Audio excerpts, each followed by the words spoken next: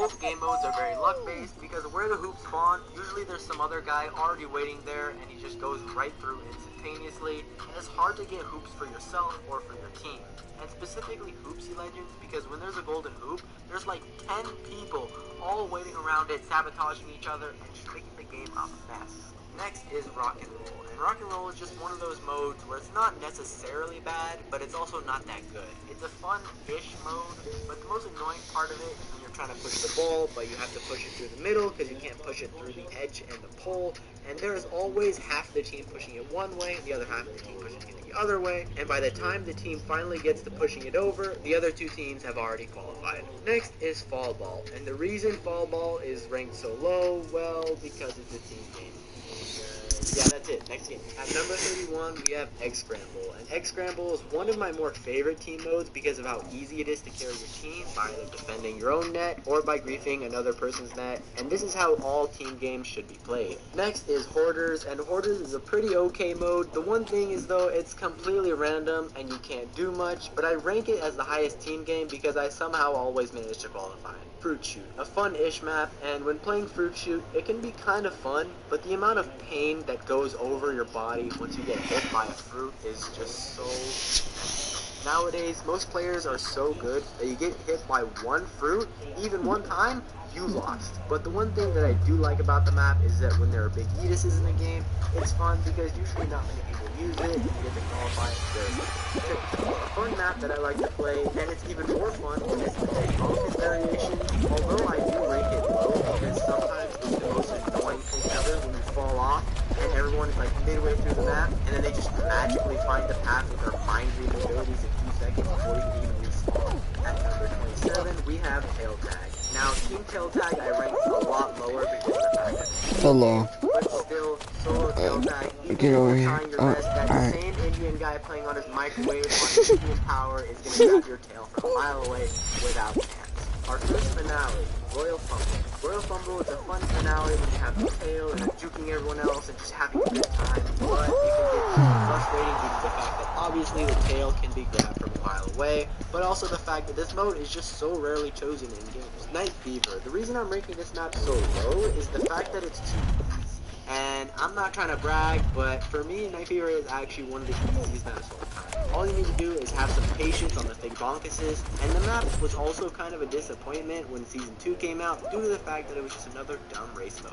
Next we have is DoorDash, and DoorDash is a fun mode if you're guessing all the doors right and all that, but the one thing that I myself, and probably all of you guys find really annoying about this map, is the fact that sometimes how hard it is to squeeze through the doors when everyone else is trying to get through at the same time. I don't know about me, but it just doesn't work out sometimes, and you'll end up being the last player and watching everyone else qualify, and then you get more and more sadness and depression, and you start crying, and you throw your controller across the room, and then you hit it, and it goes through the wall. You start panicking because what if your parents walk in, then your dad hears the loud noise, and he walks in the room and starts yelling at you, grounds you, takes away all your games. Then you get into even more of a depression, and then you just short circuit. On this map, it's really fun, and if you're in the lead, you get to just race and have fun. But we all know the dreaded spinners and lasers. Sometimes you can get hit by the lasers and spun around like 20 times before you can make it through, due to the fact that lasers can somehow sync up and tag team you. We are now halfway through the list, and we are going to start going on to the OK maps. And starting us off is Jump Club. Now, Jump Club is a fun mode, don't get me wrong,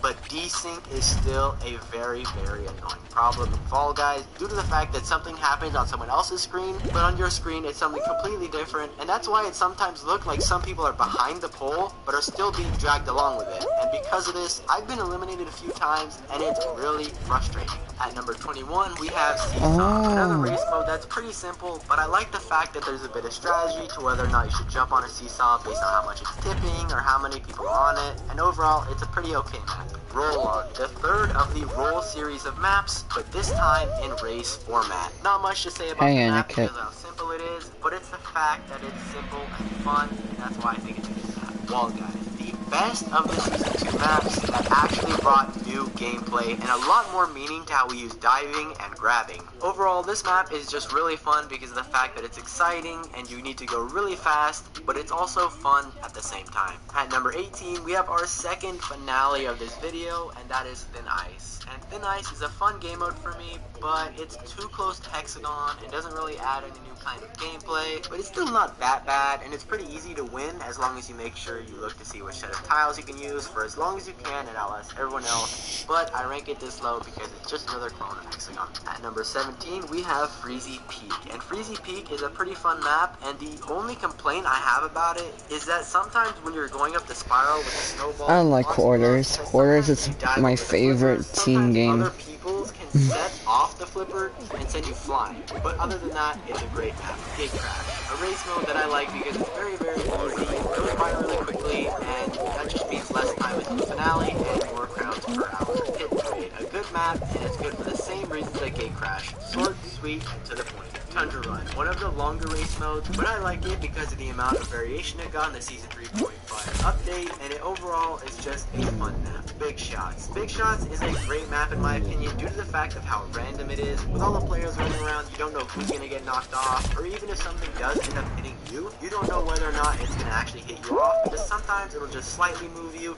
or sometimes you'll get sent out of the map. Hoverboard Heroes. On this map, it's super fun because it's another one of those modes that really changes up the gameplay of Fall Guys and makes you really think and make new strategies. And on this map, you can also have to be super aware because those lasers don't mess around. At number 11, we have Dizzy Heights, another fun and simple race mode and one of the OG maps of Fall Guys. And with a mid-season 1 update, it made the map even better with all the changes it got, especially with the Aegis. That was by far the best thing ever because that was actually the first look we had at Aegis. And now we are on to our top 10 maps in all of Fall Guys. And these are the maps that I think are really great. And starting us off at number 10, we have Big Fan. The reason I'm ranking this so high is because of the fact that it's a fun map, but with the variations, it makes the map even better. With extra fans, the fans that blow you at the end of the course, and sometimes allow you to even steal first place. At number 9, we have the Whirligig. And for me, it's not so much about the gameplay and how it's played, it's about the fact that this is the OG Fall Guys map that everyone liked. And in a few years, just seeing this map will bring back so much nostalgia. At number 8, we have Skyline Stumble, our second highest raised map on this list. It's super fun to play this map because of the low gravity zones, but most importantly, it's super fun using the pinball flippers at the end and using them to get on top of the finish line, and you get to look down on everyone else like little tiny lemons. At number 7, we have Ski-Fall. Now, Ski-Fall used to be one of my least favorite maps because I sucked at it, but over time I got better at the map, and it gets to be a lot more fun when you time your jumps properly. You can easily get first place every single time. At number 6, we have one of my most favorite maps, and that is Rollout, and this is because of the griefing ability on this map. It's super fun to push people into the holes between the cylinders. Now, why is this fun for me? I don't know, maybe I need help, but anyway, at number 5, we have Hexagon. Now, in my first video, I put this map as the best map in all of Fall Guys, but nowadays, everyone who makes it to Hexagon is just so good, so it makes the game mode super hard when you only have 2 tiles to yourself, instead of sometimes in the beginning when you had a whole layer to yourself, and it can make for some funny moments, although it is still a super fun map. At number 4, we have Roll-Off. This map is my absolute favorite due to the fact that in the beginning, you get to enjoy griefing people and having fun, but as the game goes on, the map gets smaller, the cylinders rotate quicker, and the pressure builds up, and the satisfaction is so close to winning, and then finally seeing the round over screen and the victory celebration is just dang. At number 3, we have Perfect Match. Now, I know I said Perfect Match was the worst map in the game, but I'm talking about Perfect Deathmatch. We've all played it and gotten eliminated, but if you really focus and really try, you can make it to the next round, and if you do, you'll be like one of the 6 people who are left, and then you go into an instant finale, and it just saves so much time, and it gets you 4 rounds per hour. At number 2, we have Jump Showdown, the best finale in the entire game. Just being on Jump Showdown and having to pulse slowly speed up and the pressure builds up between all the players is so great. And the really great Jump Showdown games are when the game mode times out and both players get a crown. It's just super fun having the goal go by 1,000,000 miles an hour. And finally, the best map in all of Fall Guys is Slime Climb. The OG Fall Guys map, the one that everyone knows even if they don't play Fall Guys. It's just one of the best maps, and at first, most people really frustrate with it, but as your skill grows, you start to qualify almost every time, and then as you get even better, you get good at griefing and have even more fun. And then if you're a pro like Trip Hop, you start beating the map in under 40 seconds just for fun. Thanks for watching, and subscribe. Get the Amazon app and shop on the go. Track your package. And get... What's up, everyone? My name is Marshall Plays, and welcome back to Ow.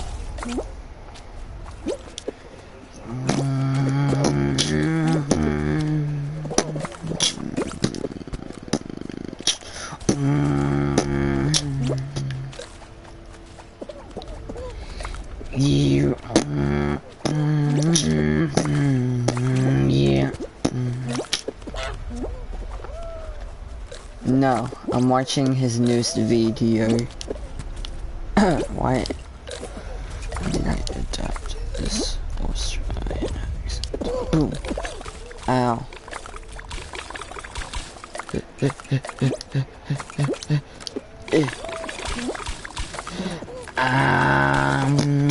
Yeah. I feel like playing some Fall Guys today. There's only 15 ones.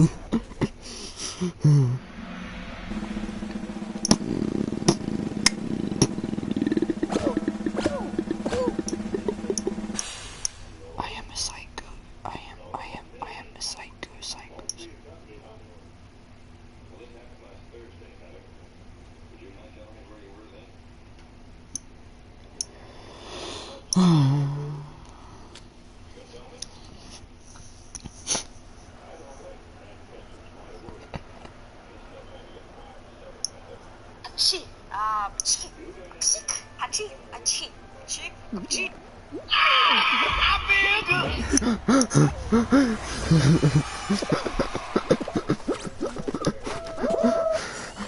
Oh god.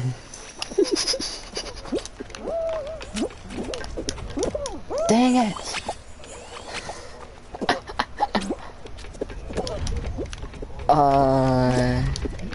Did you just see that?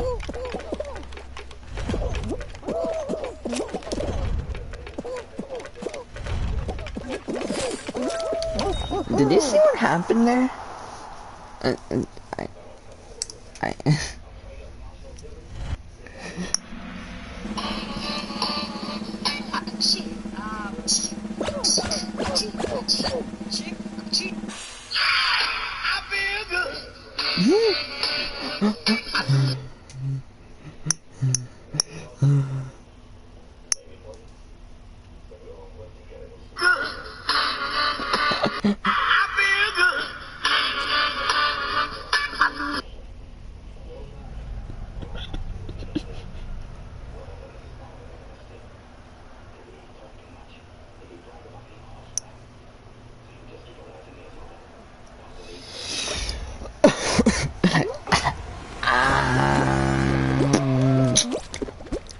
Freak. Fall Guys is fun. Even though I don't play it a lot, it's still one of my favorite games.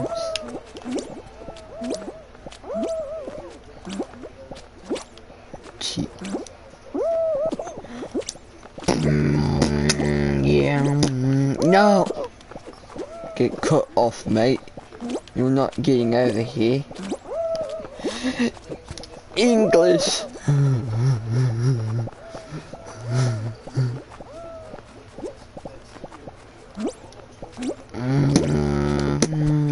Yeah. No. Dang it.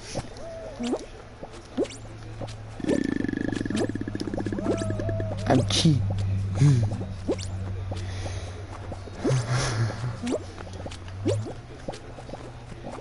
Bye. Freak! You want a free cookie?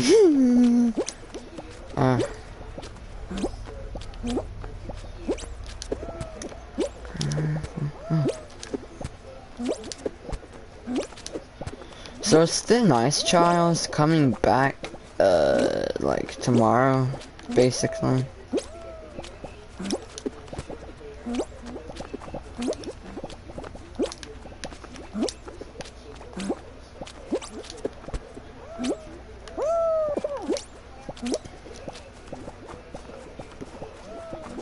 This is gonna be on my room, none of yours.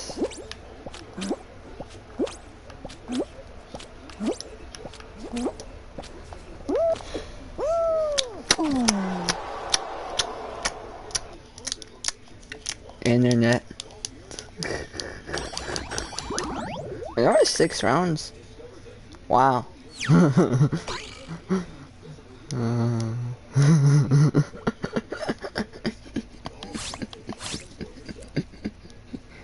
Clutch Legend.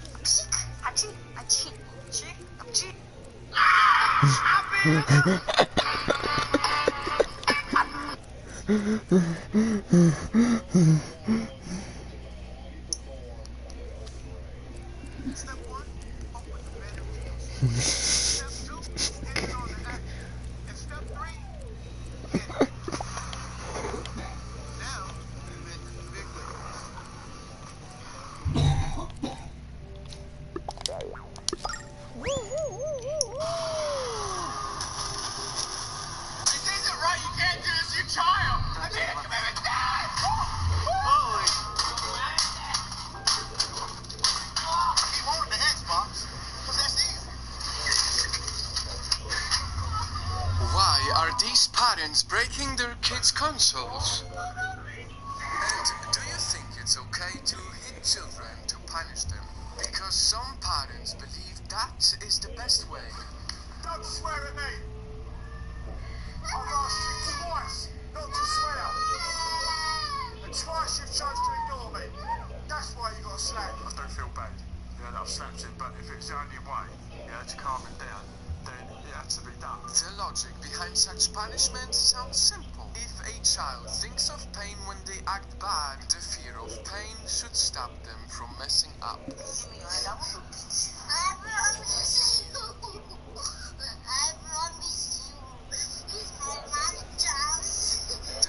of this child is definitely real.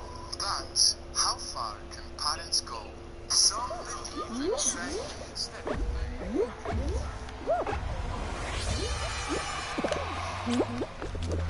I totally a bacon.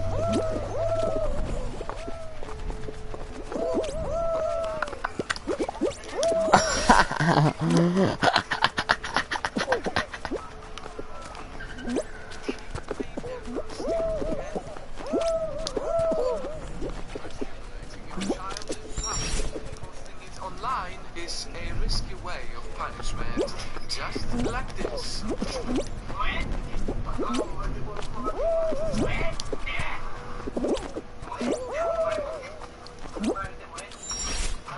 Oj, jäkligt att suga på.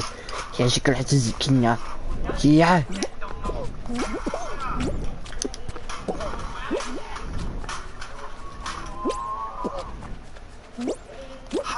It seems like 78% of you are not subscribed. I would really appreciate if you join the night club and subscribe for more powerful videos. Back to the video. I'm gonna call child services. This isn't right. You can't do this to your child. Oh, yes, I can. Oh, wait.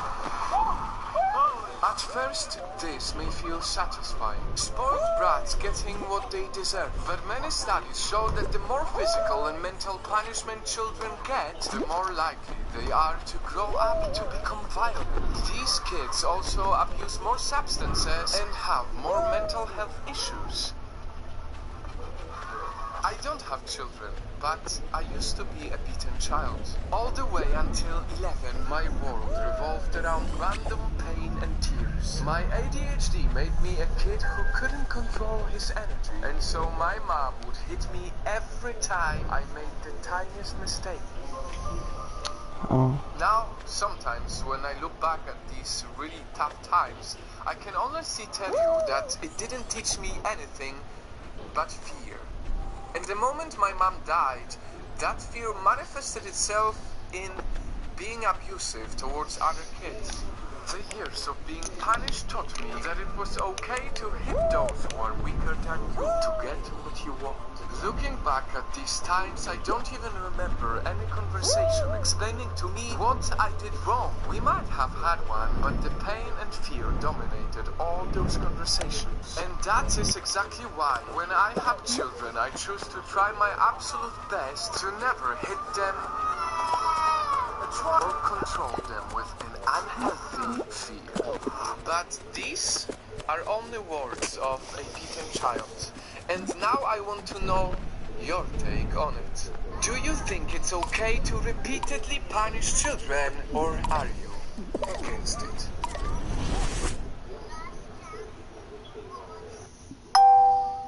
Wow. Why is Greg streaming?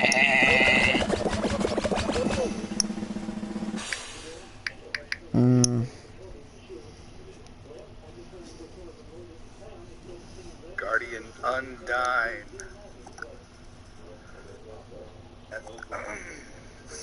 I'm not just gonna buy it right now, but I will buy it. So, you guys voted, and the winner of the vote was dinosaurs / reptile theme. So if you got some dinosaurs, I would strongly suggest you wear them, or crocodiles. I don't think there's any snakes. Dragons count. Magic dragons.